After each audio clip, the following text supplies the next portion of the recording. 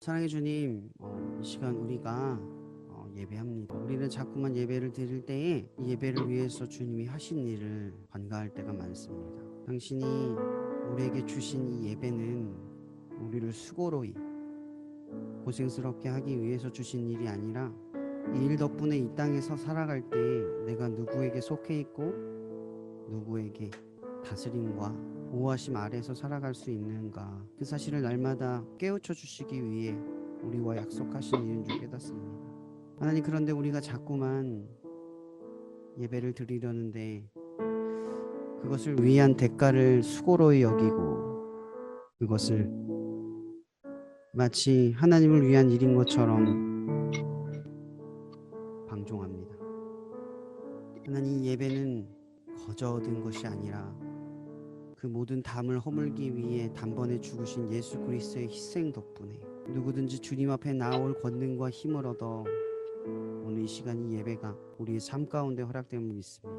그러니까 하나님을 향한 진정한 예배가, 드려질 만한 마음이 갖추어지는 예배가 될 수 있도록 우리를 인도하여 주옵소서. 모든 것에 감사하며 살아계신 예수 그리스도를 기도합니다.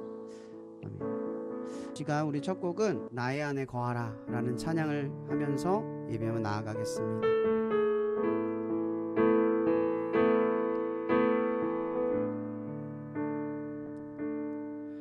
나의 안에 거하라, 나는 내 하나님이니 모든 환난 가운데 너를 지키는 자라. 두려워하지 말라, 내가 널 도와주리니 놀라지 말라, 내 손 잡아주리라. 다시 한번 고백합니다.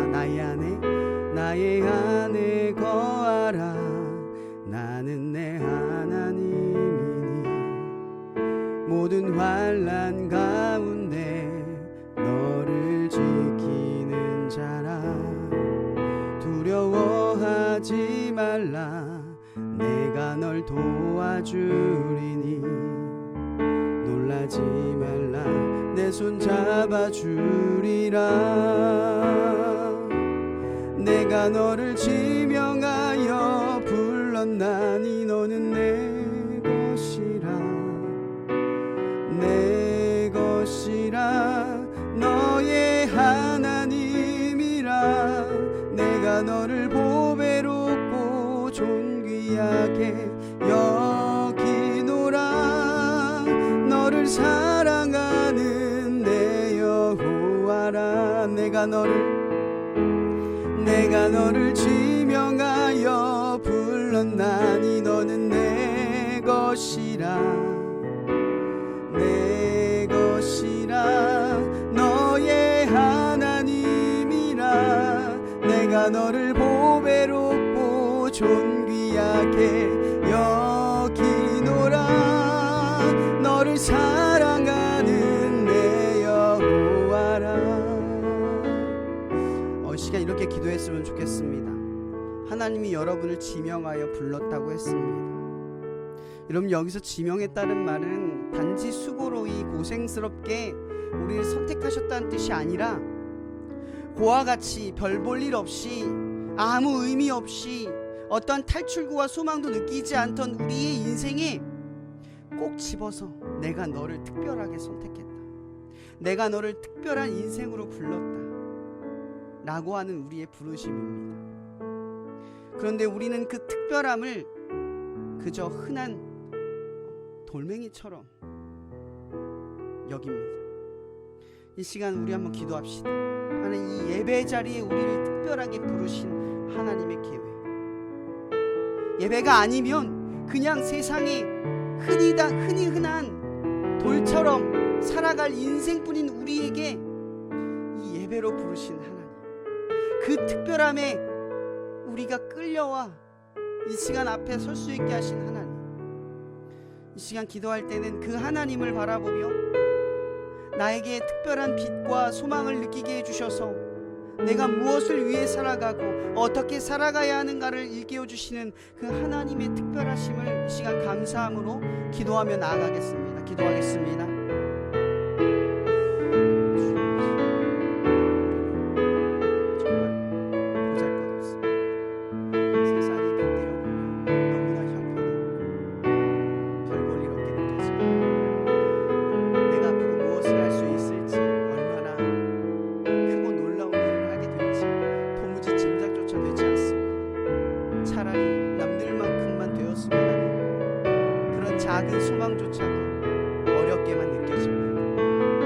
그러나 그러한 삶에 그 허망함에 사로잡힐 때에도 도무지 끝이 보이지 않고 도무지 길이 보이지 않는 순간에 그 기나긴 어둠 속에서 밝은 빛 하나가 계셨습니다.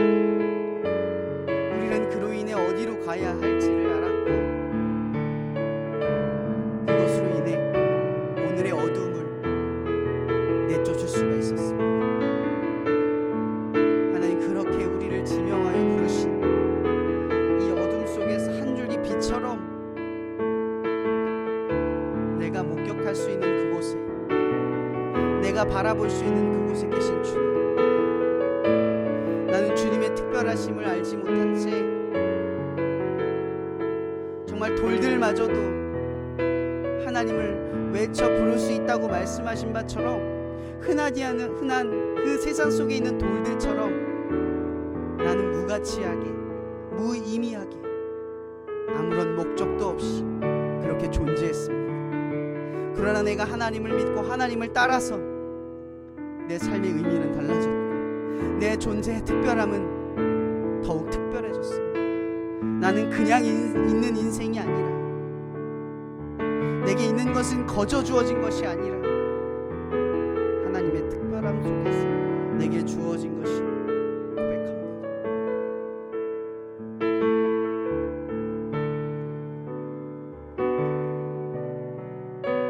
우리 다시 한번 처음부터 고백합니다.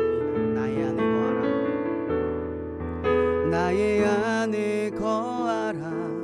나는 내 하나님이니 모든 환난 가운데 너를 지키는 자라. 두려워하지 말라. 내가 널 도와주리니 놀라지 말라. 내 손 잡아주리라. 내가 너를 지명하여 불렀나니 너는 내 것이라. 내 것이라. 너의 하나님이라. 내가 너를 보배롭고 존귀하게 여기노라. 너를 사랑하는 내 여호와라. 내가 너를 지명하여 불렀나니 너는 내 것이라. 내 것이라. 너의 하나님이라. 내가 너를 보배롭고 존귀하게 여기노라. 너를 사랑하는 내 여호와라. 내가 너를 명하여 불렀나니 너는 내 것이라. 내 것이라. 너의 하나님이라. 내가 너를 보배롭고 존귀하게 여기노라. 너를 사랑하는 내 여호와라. 다시 한번 고백합니다. 내가 너를 지명하여 불렀나니 너는 내 것이라. 내 것이라. 너의 하나님이라. 내가 너를 보배롭고 존귀하게 여기노라. 너를 사랑하는 내 여호와라.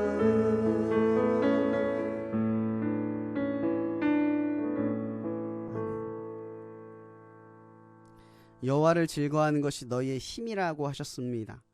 우리가 가끔은 진지해지고 우리가 가끔은 깊어지는 신앙의 고백을 할 때도 있지만 그 깊어진 신앙의 열정은 기쁨인 줄 믿습니다. 이 시간 우리의 소망이 되셔서 우리가 어둠 속에서도 방황하지 않고 어디로 가야 할지 그 빛을 발견할 수 있도록 분명한 빛이 되어주시는 그 주님을 이 시간 기쁜 마음을 가지고 고백하며 나아가겠습니다.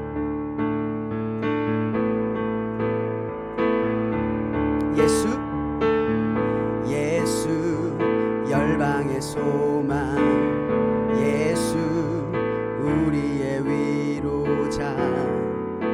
주는 온 땅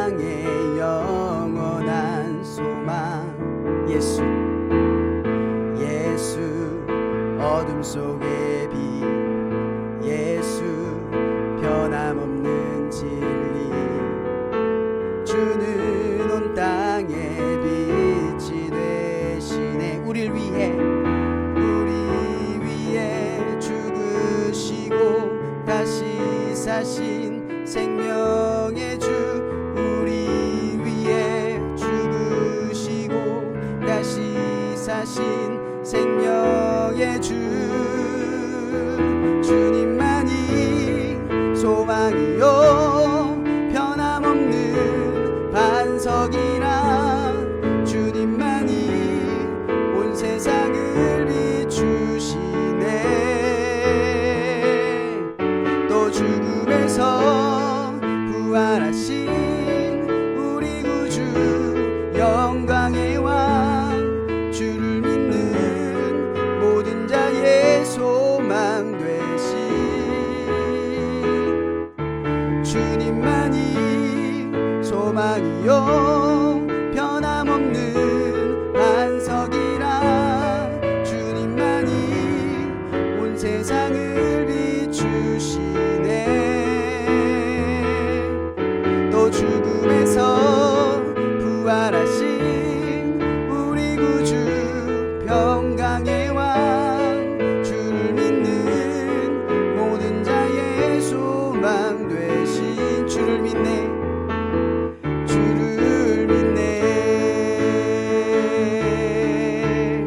우리 다시 한번 기쁜 마음을 가지고 다시 한번 고백하며 나아갑니다.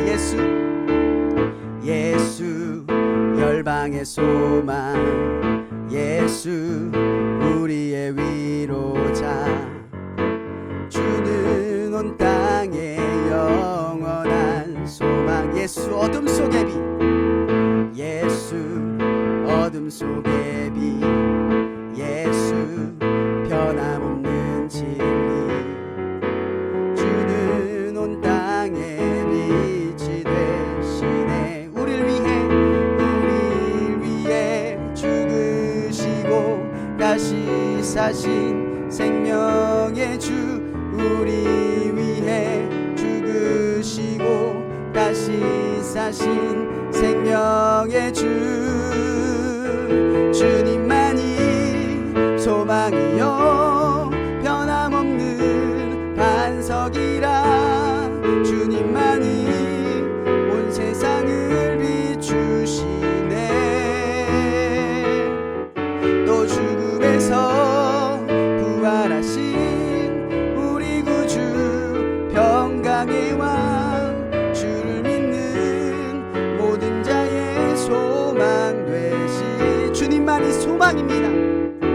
주님만이 소망이요 변함없는 반석이라, 주님만이 온 세상을 비추시네. 또 죽음에서 부활하신 우리 구주 평강의 왕, 주를 믿는 모든 자의 소망 되신, 다시 한번 주님만이 소망이요 변함없는 반석이라, 주님만이 온 세상을 비추시네.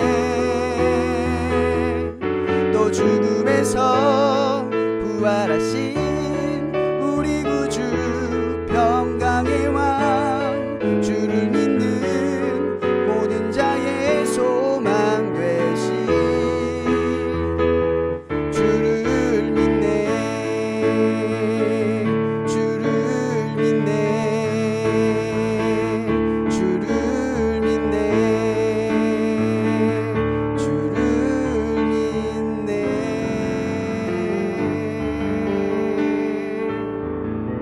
한번 영광의 박수 올려드리겠습니다.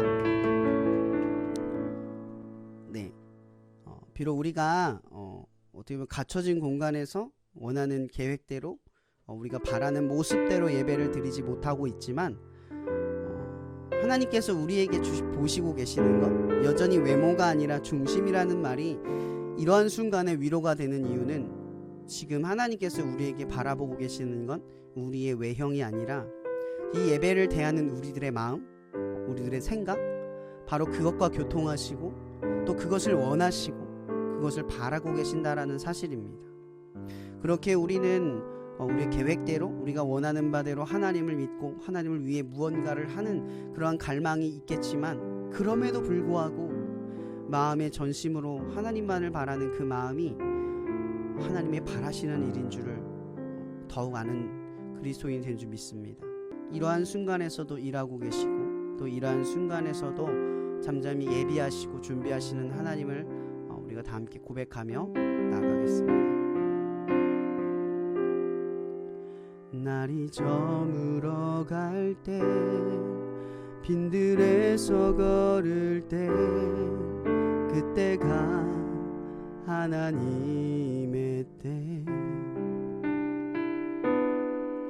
내 힘으로 안 될 때, 빈손으로 걸을 때, 내가 고백해 여호와 이래. 주가 일하시네, 주가 일하시네. 주께 아끼지 않는 자에게 주가 일하시네, 주가 일하시네. 신뢰하며 걷는 자에게. 우리 모인 이곳에 주님 함께 계시네. 누리네 아버지 은혜. 적은 떡과 물고기 내 모든 걸 드릴 때, 모두 고백해 여호와 이래. 주가 일하시네, 주가 일하시네. 주께 아끼지 않는 자에게 주가 일하시네, 주가 일하시네. 신뢰하며 걷는 자에게 주가 일하시네, 주가 일하시네, 주가 일하시네. 주께 아끼지 않는 자에게 주가 일하시네, 주가 일하시네.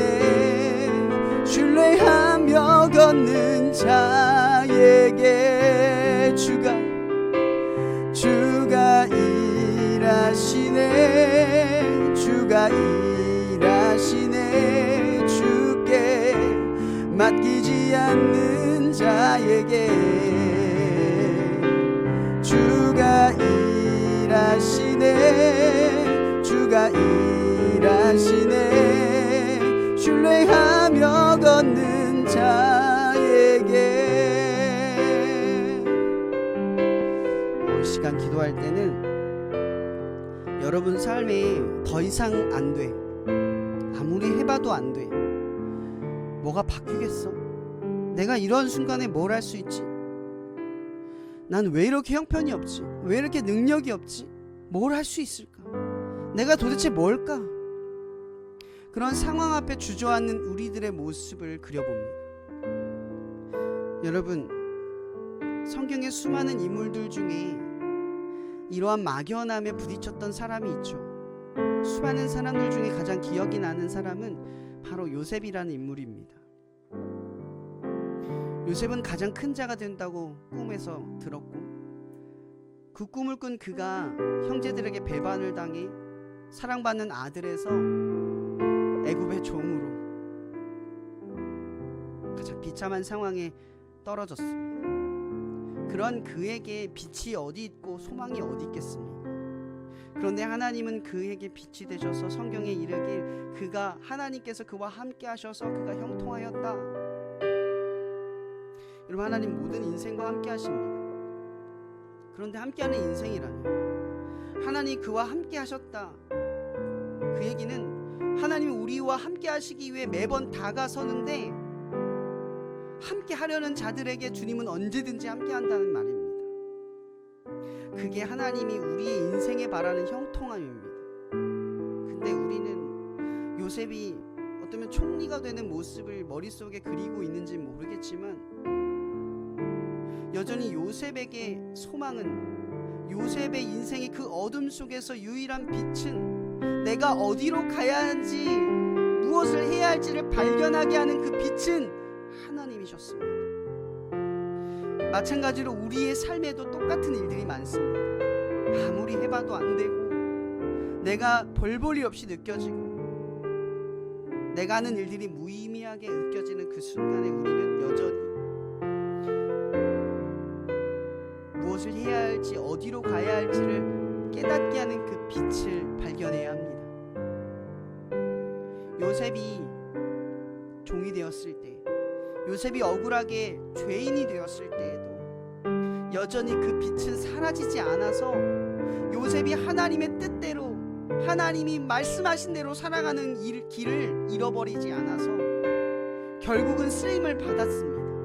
그러나 그 쓰임보다 놀라운 것은, 우리가 바라봐야 할 것은 그러한 어둠에서도 길을 잃지 않는 것입니다. 무엇을 어떻게 왜 해야 하는지를 까먹지 않는 겁니다. 그러한 순간에도 내가 무엇을 해야 할지, 어떤 일을 해야 할지를 찾는 것입니다.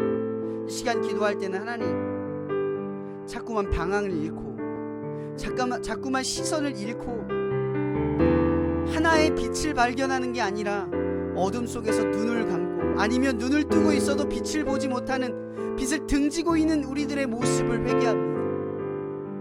하나님, 이제는 도무지 안 되는 일, 도무지 바뀌지 않는 상황, 그것만을 바라보지 않겠습니다.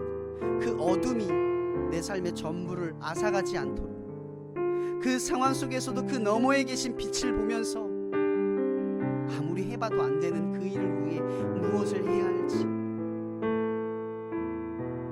별 볼 일 없는 내가 어떤 일부터 시작해야 할지 발견하는 우리가 되기를 원합니다라고 이 시간 기도하며 나아가겠습니다. 기도하시겠습니다.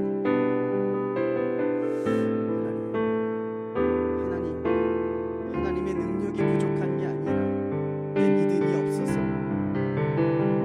나는 세상에서 여전히 별 볼 일 없고 무의미한 삶을 반복합니다. 머릿속에서는 뭐가 되겠어, 아무리 해봐도 안 될 거야, 그 생각을 지우지도 못하면서 믿음이라는 말로 치장합니다. 하나님, 교회가 그렇습니까? 세상이 그렇습니까? 가정이 그렇습니까? 내 집이 그렇습니까? 내가 하는 일이 그렇습니까? 아무리 해봐도 안 됩니까? 여전히 그 상황이 그 상황뿐입니까?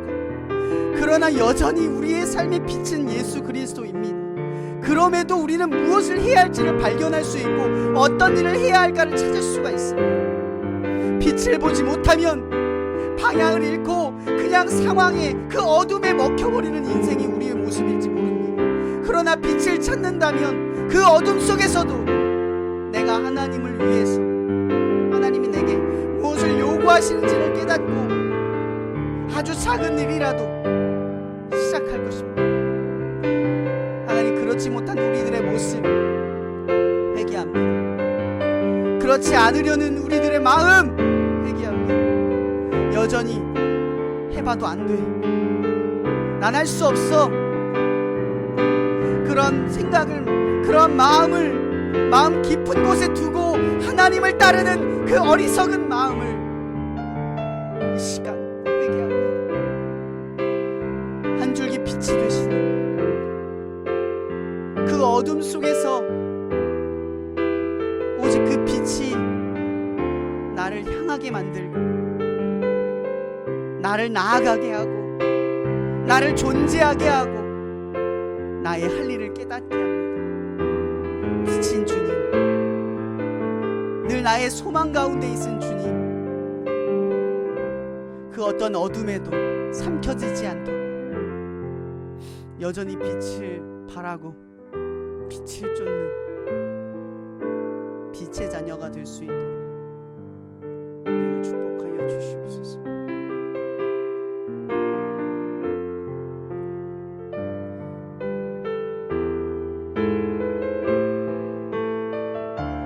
다시 한번 처음부터 고백하며 나아갑니다. 날이 저물어 갈 때,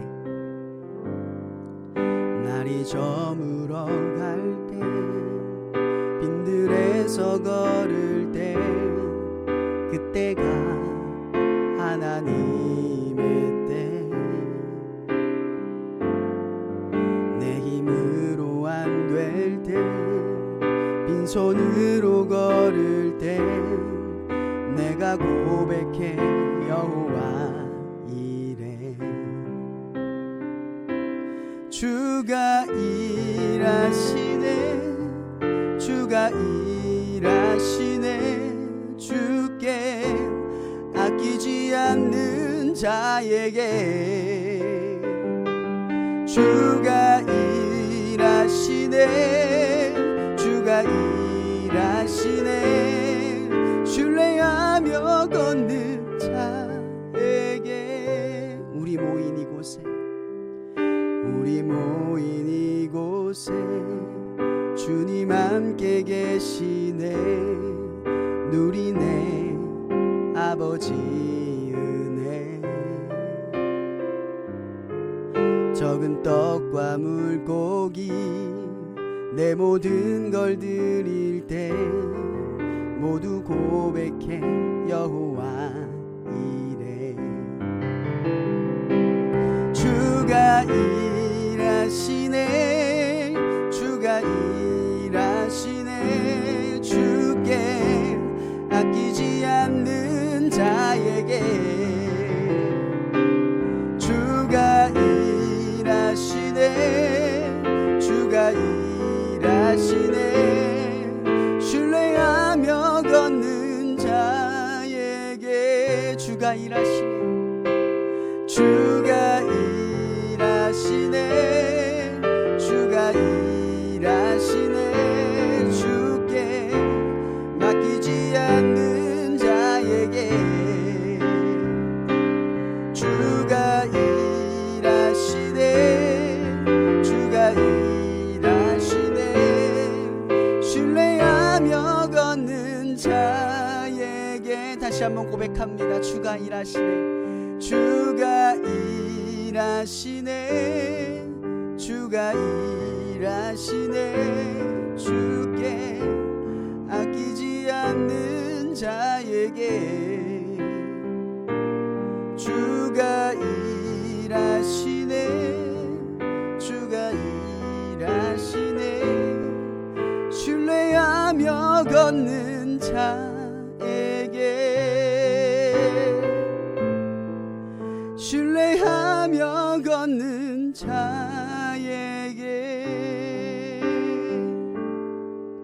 신뢰하며 걷는 자에게.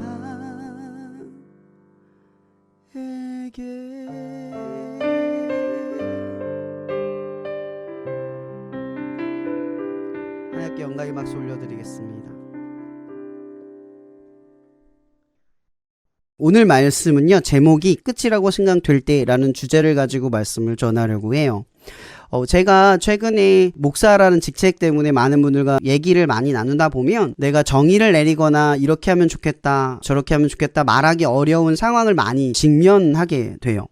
뭐 그게 가정적인 일일 수도 있고, 뭐 교회나 아니면 삶, 아니면 주변의 사람들, 친구, 뭐 여러 가지 관계, 또 여러 가지 상황 속에서 일어나는 일인데, 우리가 가끔 어떤 사람들의 힘든 고민들을 듣다 보면 답이 없다라고 느껴지는 순간이 참 많다고 느껴져요. 그래서 우리가 섣불리 누군가에게 이렇게 하면 되지 않아? 저러면 되지 라고 쉽게 말하기가 사실은 쉽지 않다는 걸 생각해 봐야 돼요. 근데 우리는 조언을 참 쉽게 해요. 그죠? 어떻게 조언을 하냐면 내 상황에 비춰서 다른 사람이 왜 이렇게 하지 못하는지 이해하지 못하는 측면을 드러낼 때가 참 많다는 거죠. 그러나 우리가 생각해야 될 것은 누군가, 모든 인생마다 끝이라고 생각되는 상황들이 존재해요.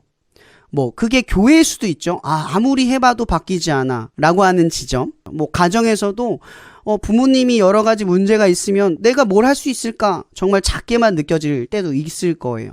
그리고 친구의 문제에서도 자꾸 친구들 사이에서 문제가 자꾸 생기는데 왜 난 자꾸 이런 친구들을 만나지? 라고도 느낄 수가 있고요. 또 아무리 공부를 하고 열심히 하는데 왜 난 자꾸 안 되지? 내가 열심히 하지 않은 건 아닌데 왜 안 될까? 라고 하는 막연함이 항상 우리의 삶에 뒤따를 수 있다라는 거죠. 세상의 불합리함이란 참 이해하기가 어려워요. 그게 자기의 문제 때문이든 아니면 세상적인 문제 때문이든 우리 인생에는 우리의 인생 자체가 얼마나 그 상황보다 보잘것없는지를 자꾸만 발견하게 된다라는 거예요. 그럴 때 우리는 어떻게 하죠? 뭔가를 처음엔 시도를 해요. 뭔가를 바꿔보려고 노력을 하잖아요. 근데 시간이 지나고 나면 그것이 반복되고 또 무너지면 어때요? 다시 하고 싶어져요? 어차피 안 돼. 해봤어. 많이 듣던 얘기죠? 그런 일들이 벌어져요. 오늘 에스라서를 읽어봤잖아요. 오늘 이 에스라서의 이야기는 어떤 이야기냐면 바로 이거예요. 이런 유대인들이 바벨론의 포로로 있다가 유대 땅으로 돌아갔어요. 그리고 그곳에 성전을 세우고 그리고 예배를 드리기 시작을 했어요. 여러분, 이러한 상황이 되면 좀 달라져야 되는 거잖아요. 그죠? 여러분, 이 에스라라는 사람은 이 에스라 초반에 뭐라고 나와 있냐면 왕이 신뢰하고 왕이 지혜를 물었던 사람이라고 말해요. 그만큼 이 에스라가 이 바벨론 땅에서 중요한 직책을 맡았고 인정받는 사람이었다는 거죠. 굳이 구태여 더 나은 성공, 더 나은 삶을 위해서 예루살렘으로 갈 필요가 없었던 사람이었다라는 거거든요. 그의 순전한 열심은 하나님의 말씀 때문이었고 그 말씀 때문에 이 유대인들과 함께 예루살렘 땅으로 돌아간 거예요. 거기서 학사 겸 제사장의 역할로 이 유대인들을 가르치고 개화시키기 위한 일을 위해서 그 꿈을 위해서 그곳에 간 거예요. 여러분, 에스라가 얼마나 열심히 했겠어요. 여러분, 처음에 이 유대인들이 예루살렘에서 쫓겨났던 이유가 뭐예요? 하나님을 배역했기 때문이잖아요. 하나님을 떠났기 때문이었어요. 맞죠? 그래서 그들은 그 떠났던 포로의 시기를 잠잠히 기다리면서 이 예레미야의 말씀 70년 뒤에 돌아올 것이다는 그 말씀을 기다리면서 그곳에서 견뎠던 사람들이에요. 그걸 알았던 사람들이기 때문에 어디로 돌아온 거예요? 예루살렘으로 돌아온 거죠. 여러분, 그만한 각오로 돌아왔으면 전과 같으면 안 되는 거 아닌가요? 그만한 생각으로 하나님을 믿기로 했으면 그 전으로 돌아가면 안 되는 거 아닌가요? 여러분, 에스라와 유대인들은 그런 각오와 마음을 가지고 유대 땅에 돌아왔어요. 모든 것이 다 무너져 있고 자기 집조차도 제대로 건설되어 있지 않는 상황에 성전을 세우기 위해 그리고 예배를 드리기 위해 그곳으로 돌아간 거예요. 아무것도 보장되어 있는 게 없는 상황에도. 근데 오늘 에스라서 오늘 말씀에 10장의 말씀에 무슨 내용이냐면 그렇게 열심히 말씀을 듣고 사모했고 감동을 받고 하나님을 찬양하고 예배하고 말씀을 듣기로 했지만 그 이후에 어떤 일이 벌어져요? 모압과 암몬 자손과 통혼을 하고 하나님의 예배의 성전, 그 성전 곳간에 이방인의 처소를 만들고 더러운 우상 숭배를 곳곳에 만들어 놓고 하나님도 아니고 예배를 드리는 것도 아닌 이상한 공간으로 하나님의 성전을 무너뜨려 놨어요. 돌아왔던 사람들이. 여러분, 오늘 이 본문의 에스라가 그러한 광경을 보면서 성전에 홀로 남아 울고 있는 장면이 얼마나 절망스러웠을까요? 보세요. 그들이 하나님을 떠나서 포로가 됐는데 그걸 떠나서 다시 돌아왔는데 다시 원점이에요. 이 에스라가 어떤 마음이었을까요? 아무리 해도 안 되는구나. 여전히 우리는 안 되는구나. 그 막연하게 멈춰선 거예요. 여러분, 에스라는 지금 모든 삶의 의욕을 잃어버렸어요. 그가 얼마나 열망하는 마음을 가지고 바벨론 땅을 떠났어요. 그곳에서 하나님을 믿고 예배드리는 그 뜨거운 예배자의 그 유대 땅을 얼마나 그리워하며 그려가면서 그곳에 왔어요. 그리고 그곳에서 열심히 했단 말이에요. 그런데 얼마 지나지 않아 500년 전에 일어났던 일이 근 몇 년도 되지 않아 다시 일어난 거예요. 그럼 이 정도 되면 어떻겠어요? 여러분들이라면 어떻겠어요? 포기하겠죠. 멈춰설 수밖에 없을 거예요. 이러한 절망 가운데 지금 에스라가 있는 거예요. 성전에 홀로 남아서. 여러분, 이런 비슷한 인물 하나가 또 있는 거 아시죠? 누구죠? 사무엘. 여러분, 사무엘은 여호와의 꺼지지 않는 등불로 묘사가 돼요. 아직 꺼지지 않았대요. 수많은 그 엘리라는 제사장이 예배를 드리는 곳에 예배를 성대하게 드리고 성막도 있는데 끝까지 예배의 처소에 남아있었던 사람은 사무엘 하나밖에 없었어요. 그가 어떠한 심정으로 있었을까요? 어린 마음이었을지라도. 어른들을 보며 어떤 마음이었을까요? 상황을 보고 어른들을 보면서 어떠한 꿈과 희망이 느껴졌을까요? 그 어린아이에게. 심지어 오늘 에스라는 학사 겸 제사장의 역할을 할 만큼 지식도 많고 인생에 대한 많은 경험들이 쌓여있던 사람이란 말이에요. 그런 인물이 무너진 거예요. 처참하게 무너진 거예요. 그리고 그 무너져 있는 에스라의 곁에 여전히 하나님을 떠나지 않았던 소수의 사람들이 찾아와 그를 격려하며 다시 일어나 시작하십시오. 우리가 함께 하겠습니다 라고 하는 장면이 시작되는 거예요. 여러분, 우리는 이러한 상황을 참 많이 목도해요. 정말 끝이라고 느껴지는 상황들이 참 많아요. 그래서 손을 놓아버릴 수밖에 없는, 아니 놓아버린 일들이 굉장히 많죠. 이런 오늘 찬양의 고백 중에 주가 일하시네라는 그 찬양의 고백이 저는 참 오늘 이걸 준비하면서 그 가사가 참 많이 깊이 묵상이 되어졌어요. 이런 주가 일한다라는 건 여러분들이 일할 때 일하시는 게 아니라 우리가 일하지 않는 순간에도 일하고 있고, 우리가 좌절과 절망 속에서 멈춰서 있는 순간에도 일하고 계시고, 우리가 별 볼 일 없이 느껴지는 그 사소한 일을 반복하는 그 순간에도 하나님이 일하고 계신다라는 뜻이에요. 그러니까 단 한순간도 하나님의 일하심은 멈춘 적이 없다. 아끼지 않는 자에게 하나님은 더욱더 적극적으로 당신의 일을 드러내 보이시고 그 일에 우리를 초대하시고 그 일을 완성해 가신다라는 뜻이에요. 여러분들의 일을 완성하는 게 아니라 하나님이 일을 여러분들을 통해 이루신다는 거죠. 우리는 그저 그 일에 동참을 받고 부르심을 받고 요청을 받았을 뿐이라는 거예요. 그러나 그걸 깨닫고 그걸 찾고 그걸 발견하고 찾아가는 건 우리들의 역할이라는 거예요. 어둠이 우리를 삼키지 않도록, 그 절망이 우리를 압도하지 않도록 그 중에서도 일하시는 하나님을 신뢰하면서 내가 무언가를 해야 할지를 찾아내는 사람에게 하나님이 역사하신다라는 거죠. 저는 오늘 이 에스라를 묵상하면서 누가복음 9장 1절에서 6절에서 나오는 이 말씀을 생각해봐요. 마가복음 9장에서도 똑같은 내용이 소개가 되는데요. 변화의 산, 지난주 얘기했죠? 변화의 산에 다녀온 이후에 제자들이 귀신 들린 자들을 고치지 못하잖아요. 그래서 예수님께서 돌아오자마자 뭐라고 말씀하시냐면, 믿음이 없고 패역한 세대여, 내가 얼마나 너희와 함께 있으며 너에게 참으리요, 내 아들을 이리로 데리고 오라 하시니.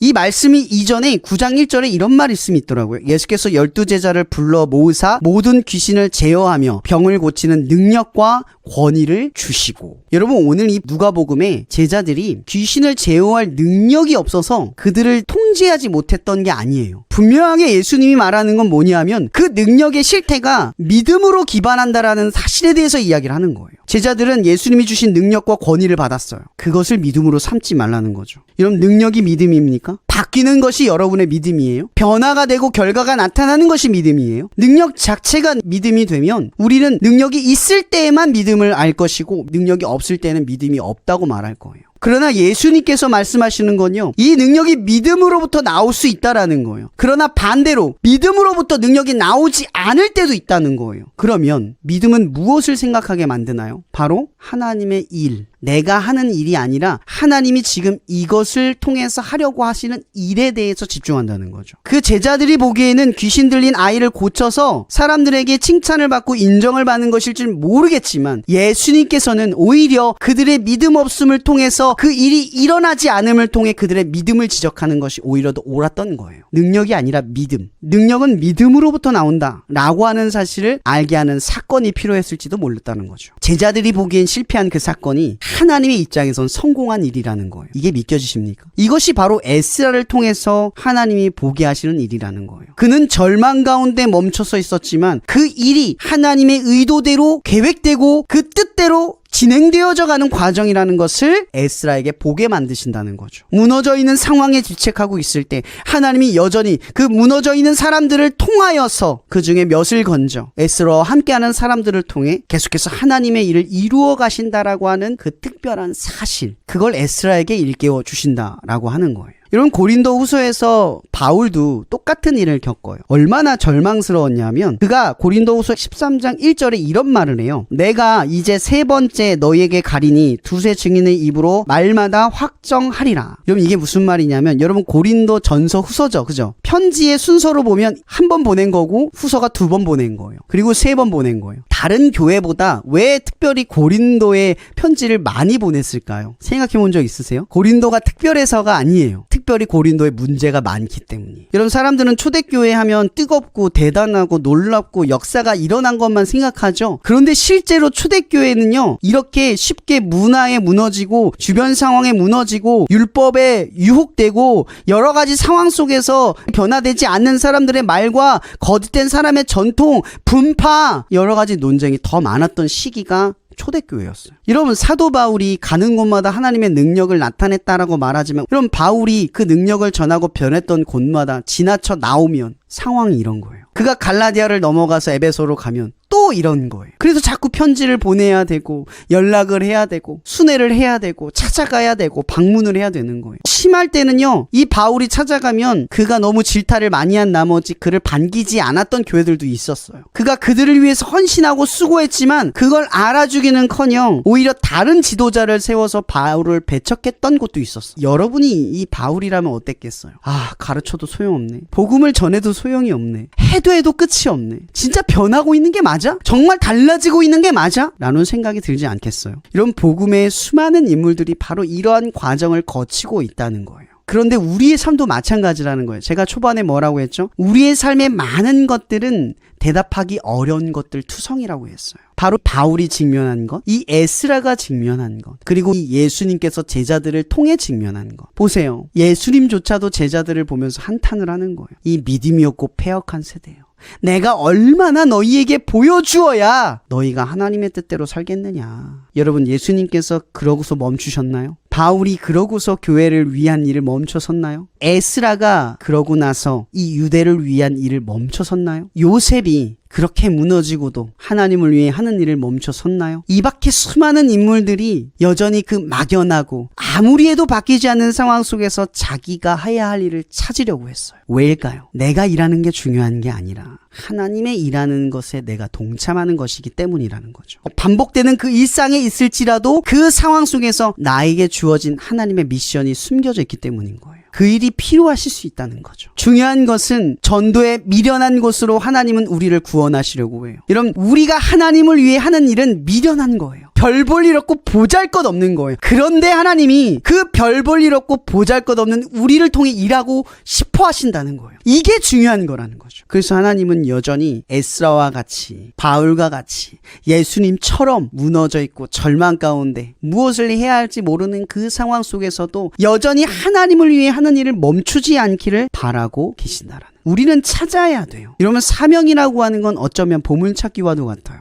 내게 지금 뭘 해야 할까? 내가 지금 뭘 까먹었을까? 내가 뭘 잊고 있을까를 생각하는 거예요. 여전히 내 생각, 내 계획대로 살아가는 게 중요한 게 아니라 그 너머에 있는 빛을 발견하는 게 중요한 거죠. 그러니 그리스도인들이 무언가 무너지고 절망 가운데 혹은 내 삶에 어떠한 일이 막연하게 느껴지고 내 인생에 답이 없다고 느껴지는 순간에 한 걸음 나아갈 수 있는 힘은 바로 이것 때문인 거예요. 저는 잠잠히 묵상해 봅니다. 여러분, 예수님은 빛이십니다. 그리고 세상은 어둠이에요. 세상을 바라보면 내가 어디로 가야 할지 찾기가 어렵습니다. 그러나 빛을 발견하면 어디를 가야 할지는 분명해집니다. 그리고 그곳을 가야 할 때 무엇을 해야 할지도 분명해집니다. 여전히 우리에게 필요한 게 뭘까요? 믿음입니다. 하나님을 신뢰하는 마음. 하나님을 여전히 신뢰하고 여전히 이 막연한 상황 속에서 내가 뭘 해야 할지를 찾는 마음. 그 일을 통해서 변화되기 때문에 해야 되는 게 아니라, 그 일이 막혔을 때 절망에 이르는 것이 아니라 하나님의 일하심을 믿고 행동으로 옮기는, 지금을 살아내는 것이 필요하다는 겁니다. 여러분, 저의 10대는 정말 최악이었습니다. 사는 게 고통스러웠고 사는 것이 의미가 없었어요. 매일매일이 무엇을 해야 할지, 왜 사는지를 찾기가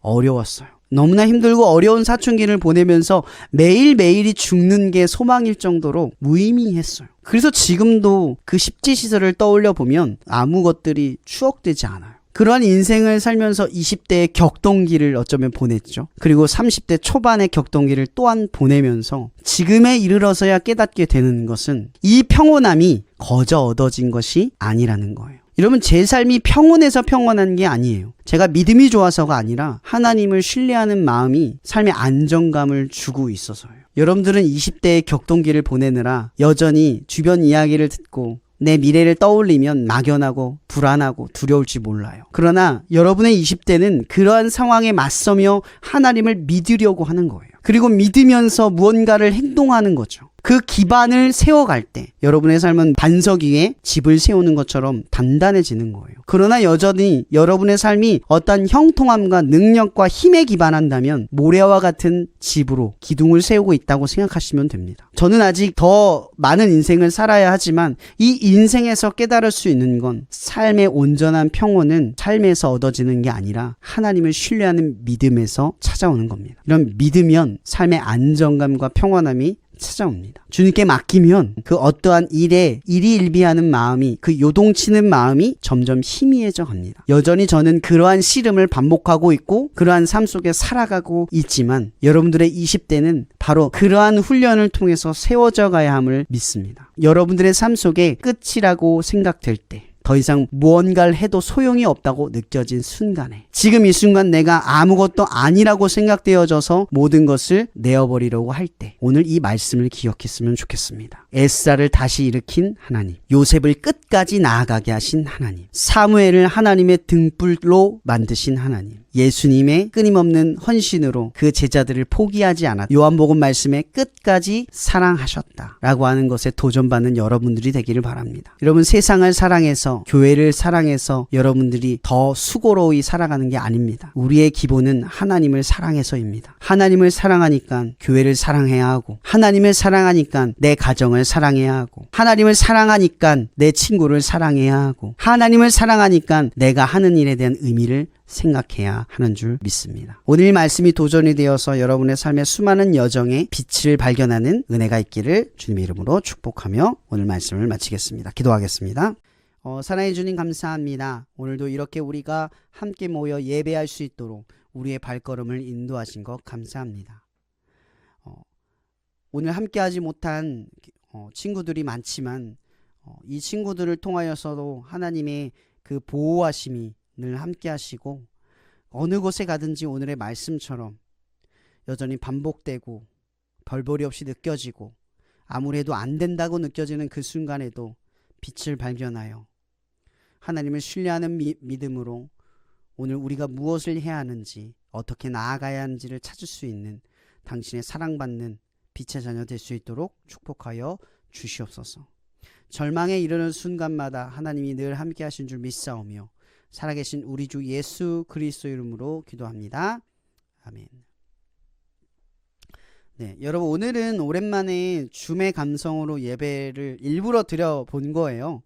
우리가 계속 서로 얼굴도 많이 못 보고 어떻게 보면 유튜브로 하다 보니까 채팅창으로만 또 저희가 참여를 하는데 그게 좀 아쉬워서 이번에는 좀 줌으로 한번 진행을 해봤습니다. 요즘 확진자가 좀 많아지고 있죠. 아마 제가 볼 때 이번 한 달은 계속 확진자가 좀 많아질 것 같아요. 여러분, 마스크 잘 쓰시고 괜히 걸리지 않도록 좀 주의하시고, 그리고 지금 보니까 성진이는 이미 다 나았고, 또 예찬이는 오늘 확진이 돼서, 저번에 확진이 돼서 지금 집에서 자가격리 중이고, 또 오늘 윤호도 연락이 왔는데 윤호도 부모님이 걸리셔서 지금 PCR 검사를 받으러 오전에 급하게 또 병원에 간다고 하더라고요. 그래서 뭐 기도해 주시고, 많은 친구들이 지금 코로나의 위협에 있는데 저는 요즘에 제가 좀 뭐 율법적으로 말하는 게 아니라 저는 마스크를 좀 잘 쓰고 다니니까, 그리고 손도 매번 씻어요. 손을 진짜 거의 헐도록 씻는데 손 씻고 뭐 마스크 잘 쓰고 하다 보니까 사실 저도 지난주에 계속 일하고 돌아다니고 했는데도 코로나를 거의 걸리진 않았어요. 그래서 뭐 그렇게 했는데도 걸리는 친구들도 많지만 그래도 여전히 여러분들 마스크 잘 쓰시고 어딜 가든 손 잘 쓰시고 남들이 손 닿는데 닿지 않으려고 노력하시고 뭐 소매를 사용하셔도 좋고 그래도 계속 조심하시면서 다니면 좋겠다 라고 말씀드리고 싶고요. 그리고 다음 주부터는 지금 아직 6인이긴 한데 뭐 방 나눠서 온라인으로 다음 주부터 또 평범하게 또 예배를 드리도록 하겠습니다. 오늘 예배를 드리나 수고하셨고 맛있는 점심 드시고 코로나 걸린 분들 빨리 나시고 예찬이 후각 빨리 돌아오셔서 밥맛 회복되시기를 주님의 이름으로 축복하겠습니다. 예배를 마치도록 할게요. 안녕.